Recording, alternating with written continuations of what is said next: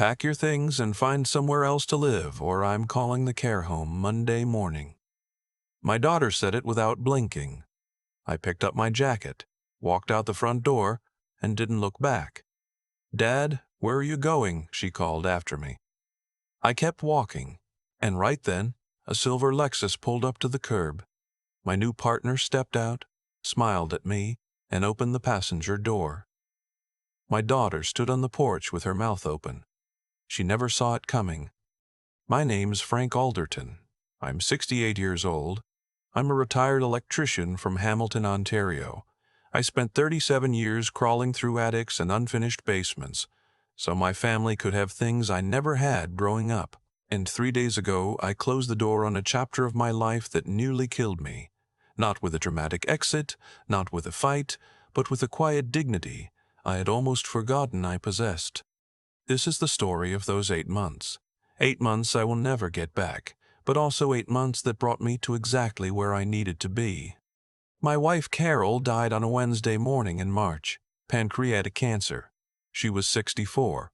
From diagnosis to the end was 11 weeks, 11 weeks that moved both too fast and unbearably slow at the same time. I held her hand in the palliative ward at St. Joseph's. I talked to her even after she stopped answering. I told her about the cardinals that had started coming to the feeder outside our bedroom window.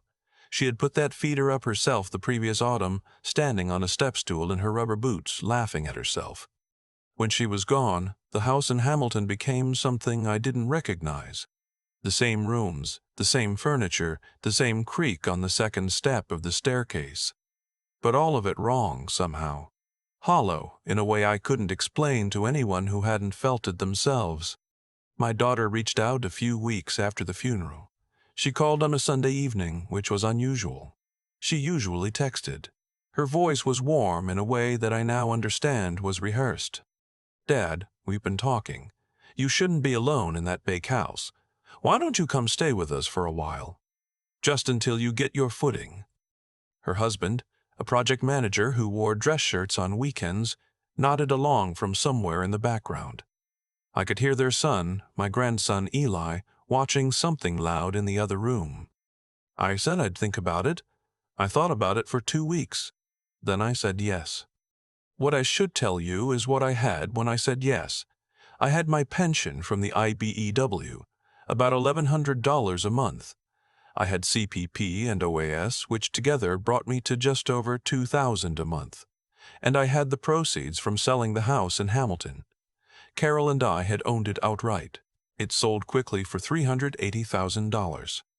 My daughter helped with the paperwork. She said it would be simpler if she and her husband held the funds temporarily while I got settled. I signed what she put in front of me. I was 70 days out from burying my wife. I was not thinking clearly. That is the truth of it, and I'm not ashamed to say so.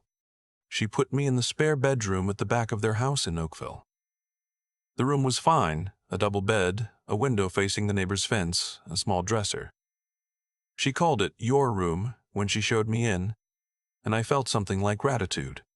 That gratitude lasted about 6 weeks. I noticed it gradually, the way you notice a draft in a room before you find the source. Little things at first. My son-in-law never said good morning, not once. He moved around me in the kitchen the way you move around a piece of furniture you're planning to get rid of. My daughter spoke to me with a particular kind of tired patience, like a woman managing a situation rather than spending time with her father. I tried to be useful. I offered to pick up Eli from school. I fixed the bathroom tap that had been dripping since I arrived. I shoveled the driveway after every snowfall without being asked, which in Oakville in January means you're outside with a shovel more often than not. None of it landed the way I meant it to. "Dad, the school has a specific pickup protocol. You'd have to register. It's complicated." This said while she scrolled her phone at the kitchen island. "Dad, the tap was fine. We were going to call someone." The shoveling she never commented on at all. In February, my son-in-law asked me to contribute to household expenses. He didn't frame it as a request. He sat across from me at the kitchen table with a printed sheet. I remember it was printed, not handwritten, and walked me through a breakdown. Groceries, utilities, their mortgage contribution. He said my fair share was $800 a month. I agreed. I had $2,000 coming in. $800 left me with $1,200. That was manageable. I thought it was reasonable. By March, my daughter started mentioning that my prescriptions were expensive.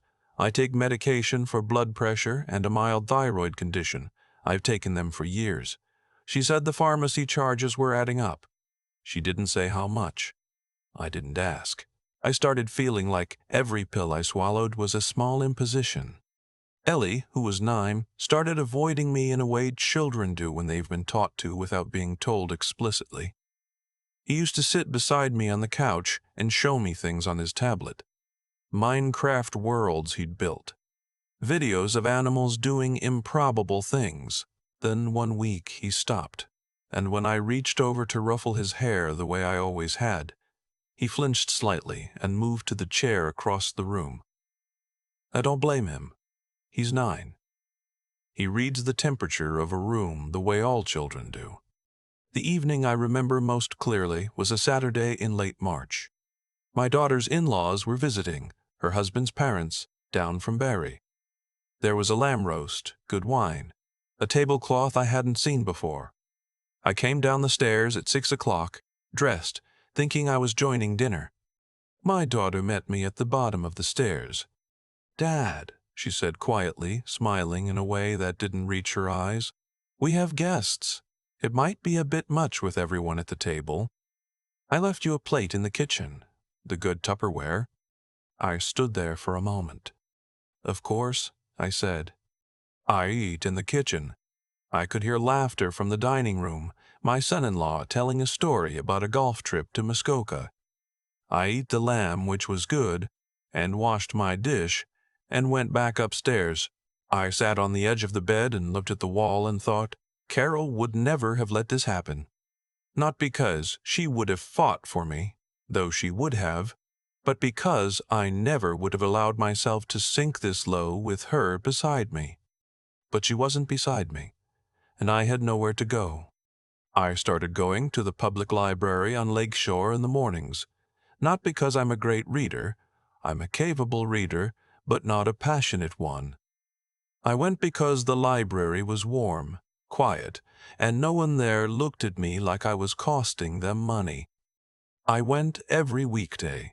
I took the bus, which took 40 minutes each way. I sat at a table by the window that faced a stand of silver birch trees, and I read the newspaper and sometimes books. I worked my way through a biography of Pierre Trudeau, then one about the building of the CPR. I drank the library's bad coffee from a paper cup, and I let myself breathe. It was there I met a woman named Rosalind. She was sitting across from me one Tuesday morning in April, reading something in French. She was perhaps 65, silver hair cut short and practical, a green wool cardigan. She looked up when I set my coffee down too hard. I startled her, and instead of the mild annoyance I expected, she smiled. "Sorry," I said. "Don't be," she said. "I've been staring at the same paragraph for 20 minutes.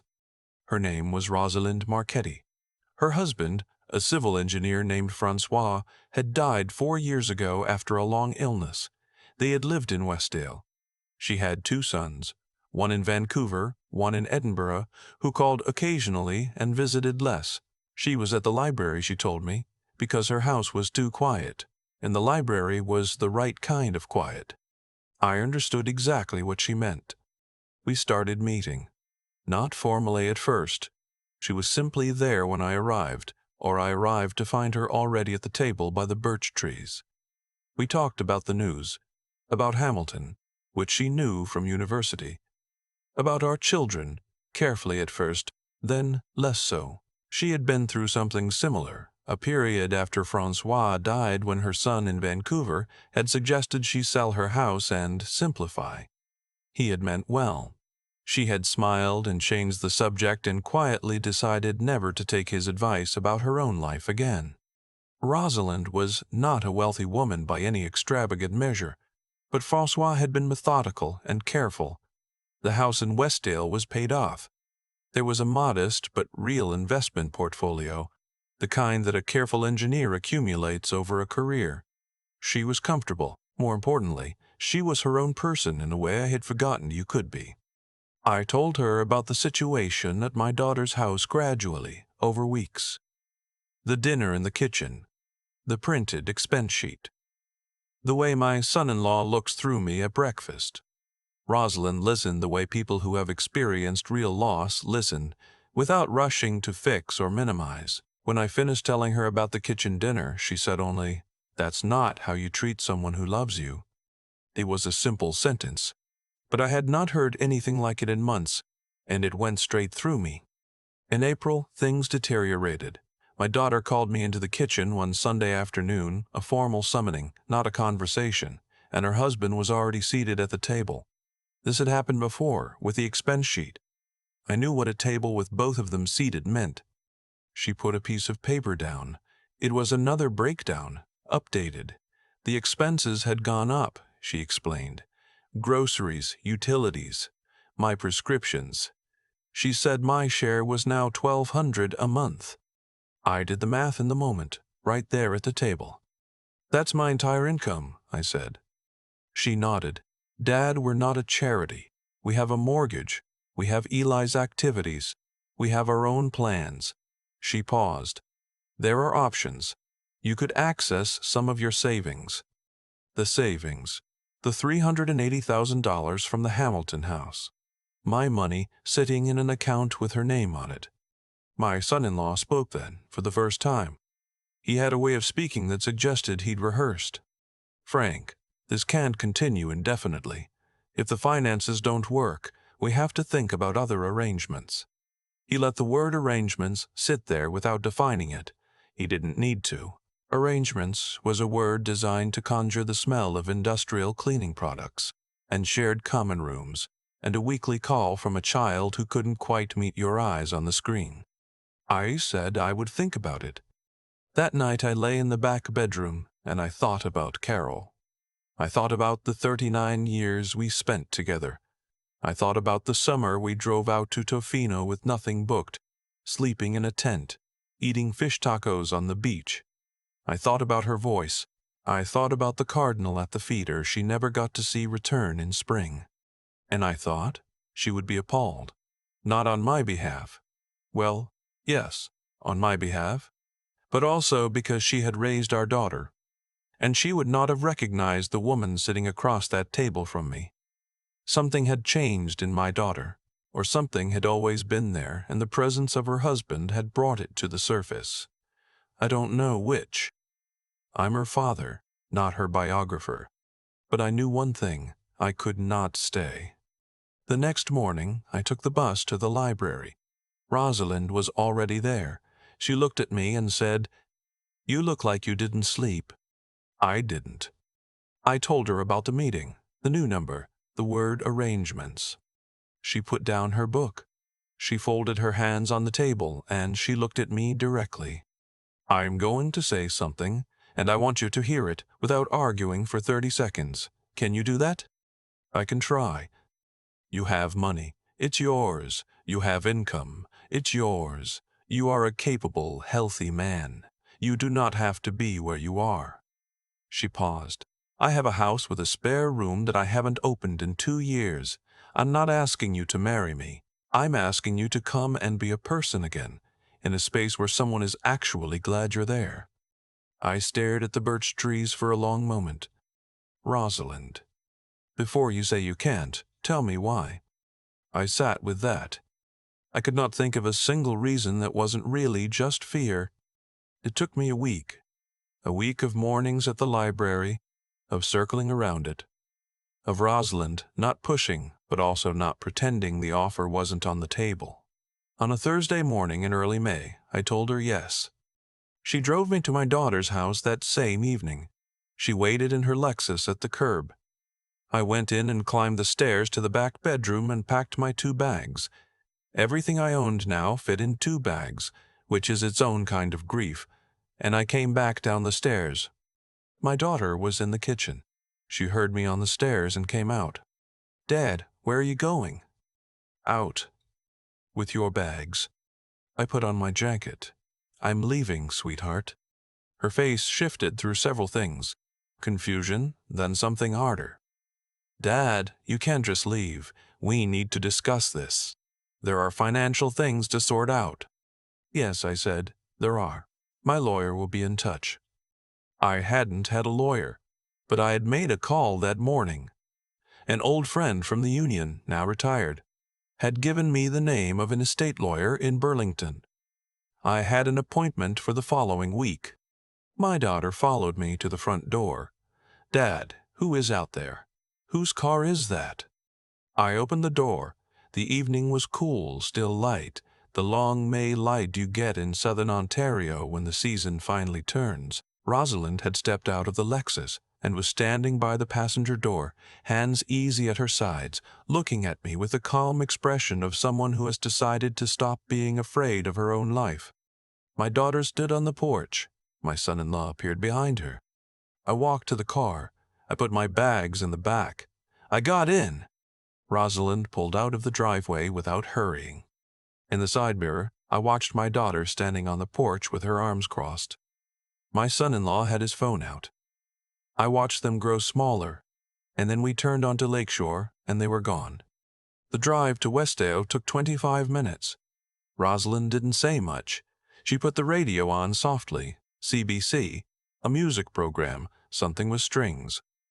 I looked out the window at the lake, which was flat and gray-green in the evening light. "Are you all right?" she asked at one point. "Yes," I said. "I think so." Her house was on a quiet street with old maples, a solid red brick semi, the kind they built in Hamilton and Westdale in the 50s, with a front porch wide enough for 2 chairs and a small garden that was just beginning to come alive. Tulips in the border, the first green push of hostas along the fence. She showed me the room. It was at the front of the house with the maple outside the window. A real bed, a real dresser, a reading chair. Good light. It smelled like a house someone lived in rather than stored things in. I sat on the edge of the bed. I looked at the maple outside the window. A pair of chickadees were working through the branches. I had not cried since Carol's funeral. I had been saving it up, apparently, without knowing. I cried then, quietly, with my hands over my face, and Rosalind sat in the reading chair and did not say anything and did not leave. And that was exactly the right thing. My daughter called 17 times in the first 2 weeks. I answered on the 18th call when I was ready. Her voice had a different quality than it had in the house, smaller, less certain. She said she was sorry. She said things had gotten out of hand. She said her husband had been under a lot of pressure at work. I told her I heard her. She asked if I was coming back. I said no. She was quiet for a moment, and then she asked about the money, the proceeds from the Hamilton house. I told her I had spoken to a lawyer and the funds would be returned to my sole account by the end of the month. There was a pause that told me this was the part she had been working toward. "Dad, we put a lot into supporting you." 8 months of $800 a month, I said. "That's what I paid you. We can discuss anything above that." There was nothing above that. She knew it, and I knew it. A week later, I went to the pharmacy near Rosalind's house to transfer my prescriptions. The pharmacist went through my medications, the blood pressure medication, the thyroid prescription, and told me the monthly total. $63. I stood at the counter and read the receipt twice. For months I had listened to my daughter mention my prescriptions as evidence of my cost to them. She had never said a number. I had imagined it must be significant. I had swallowed the guilt with the pills each morning. $63. I told Rosalind that evening over dinner. She had made pasta, a good simple one with sausage and fennel, and she put down her fork. "They made you feel guilty about $63 a month?" "They never actually said a number," I said. "They just let me assume." She was quiet for a moment. "Frank," she said, "you know that's not an accident." I did know that. I had known it somewhere, without letting myself know it all the way. What followed in the months after was not dramatic. Life rarely is when things go right. Rosalind and I settled into a rhythm that felt, improbably, like something I had earned. We had breakfast together. We went to the library. Still, both of us, because we liked it there. We drove out to the countryside on weekends, to farm markets, to a winery near Niagara-on-the-Lake she had visited with Francois and wanted to see again with different eyes. I found a part-time position volunteering at a community workshop that taught basic electrical skills to young tradespeople entering the field. 40-year-old knowledge, it turned out, was still knowledge. I went on Tuesday and Thursday mornings. I came home tired in the good way, the way I hadn't felt since I retired. I got my money back. All of it. The estate lawyer sent one letter. It was a straightforward letter, not aggressive, simply clear. The funds were in my account within 3 weeks. Dilly called me one Saturday morning, apparently from his room, in a whisper. He said he missed me. I told him I missed him too. I told him I'd take him to a Bulldogs game when the season started, just the two of us. He said he'd like that. He was still my grandson, and I was still his grandfather, and the people between us had complicated things, but not broken them. My son-in-law, I heard through my daughter, had been angling to use part of the Hamilton house proceeds for a renovation, a kitchen primarily, an island with quartz countertops and a coffee station. Without access to those funds, it had been, as my daughter put it, a difficult adjustment. I'm not going to pretend I felt nothing when I heard that. But I want to be precise about what I felt. It wasn't satisfaction exactly. It was something smaller and cleaner.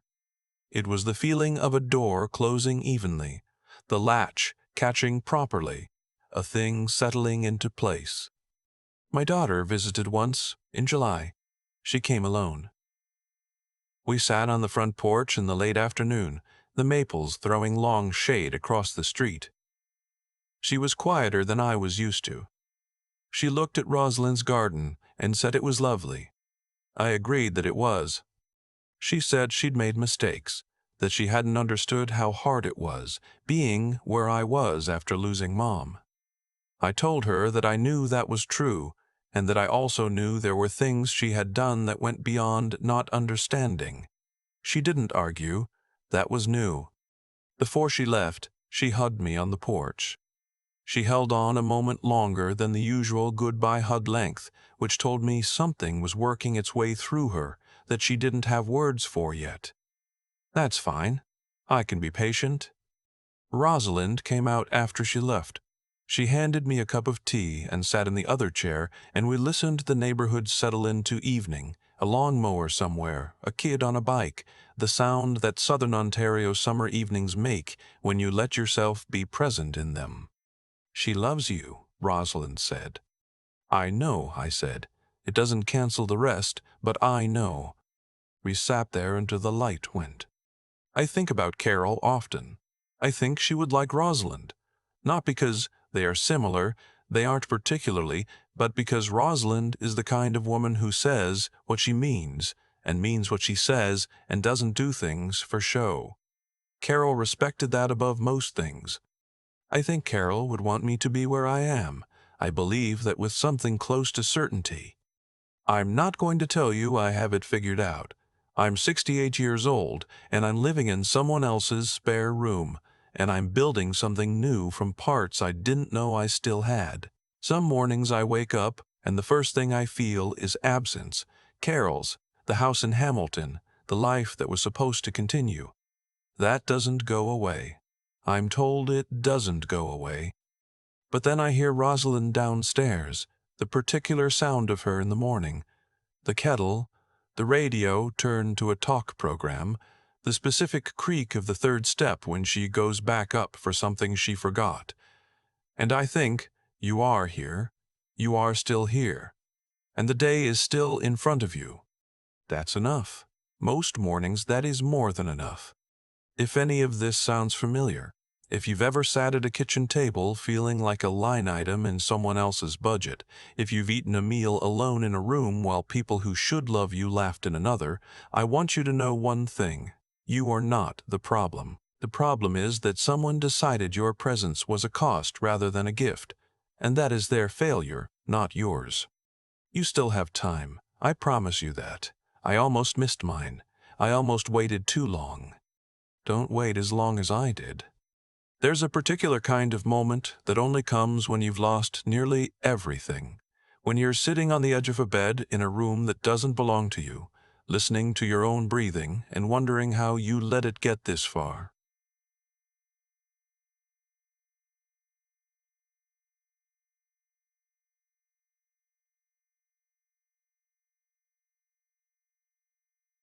Thou'ville in the back bedroom in Oakville, and what I understand now, on the other side of it, is that the moment itself was not the problem. The problem was how long I had been building toward it, without admitting what I was building. I gave my daughter my trust when I should have given myself more credit. I handed over my savings, my income, my presence, my comfort, piece by piece, the way you give ground in a slow retreat, telling yourself each step is temporary. That wasn't weakness exactly. It was grief doing what grief does, which is make the world smaller and harder to read clearly. But there's a point where grief becomes an explanation and stops being an excuse. I stayed past that point. What I've come to believe is this.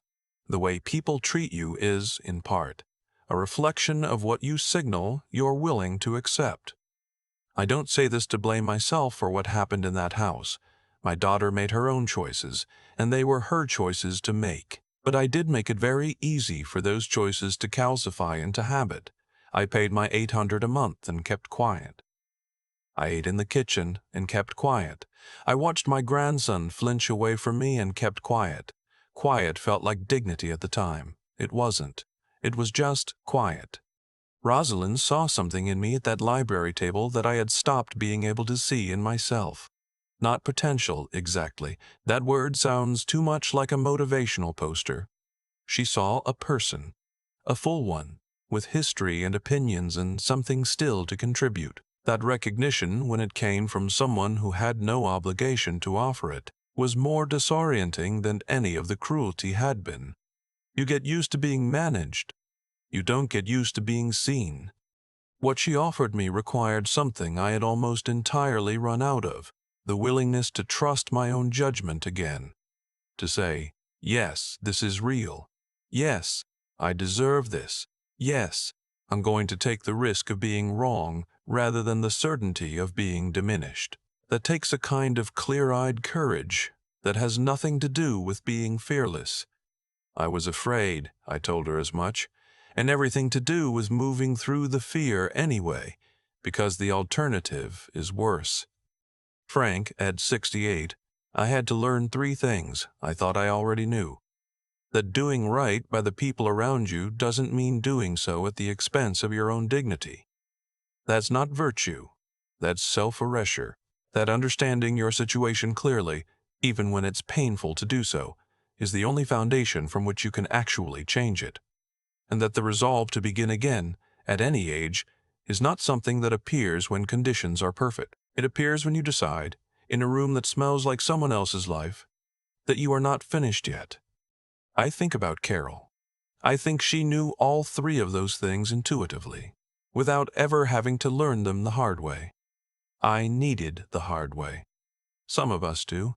I'm at peace with that now. The maple outside the window in Westdale has gone fully green. The chickadees are back every morning.